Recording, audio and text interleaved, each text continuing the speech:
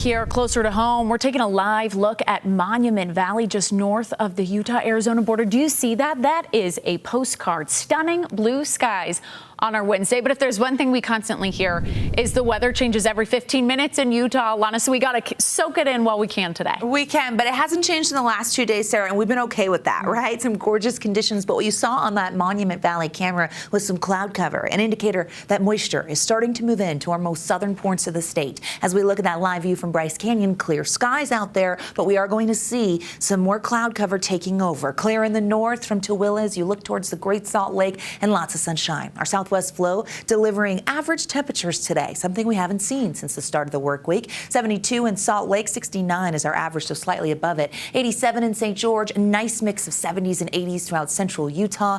Just a beautiful day, and it's dry out there. We'll see temperatures falling into the 60s with clear skies by ABC4 News at 10. Those clear, dry conditions, they will be a thing of the past. Satellite radar with our southwest flow, very, very quiet out there. We're going to start to notice those changes in the south first. Live view from our Black Desert Sky Cam, hitting 90 in Ivins today.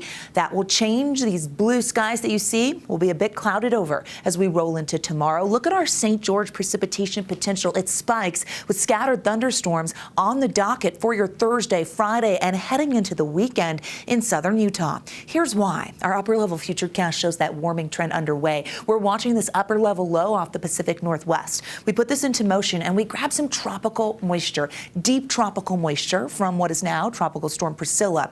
The track of that surge of moisture isn't totally clear on the models. It could be a little further west. It could be a little further east. We're going to see what happens. But we do know that the moisture starts to surge in early tomorrow morning and pushes along the Wasatch Front. Very high moisture potential in place Thursday, Friday, Saturday. This is when we're going to get heavy rain and thunderstorms. And we're still watching that low because as we head into the weekend, this low will send a cold front through northern Utah Saturday night into Sunday, and that will change the game a bit. So heavy rain expected for all, but let's start with Thursday.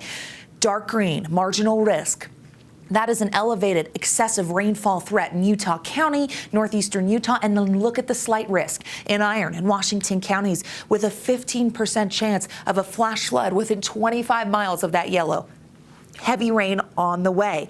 As we take a look at flash flood potential, that has been upgraded to the probable category for several locations. The exception here, Arches, Canyonlands, and the Swell. But by Friday, everybody's going probable. This is not a safe day to recreate. As we head into tomorrow and Friday, we know that heavy rain and flooding is possible. That slight risk expands tremendously as we head into the close of the work week. Castle Country to Four Corners to South Central Mountains, all the way over to St. George. The marginal risk even further north into the Wasatch Front area. We look at our flood watch that has just been issued this evening. It goes into effect Thursday afternoon through Saturday evening for central, eastern, and southern Utah.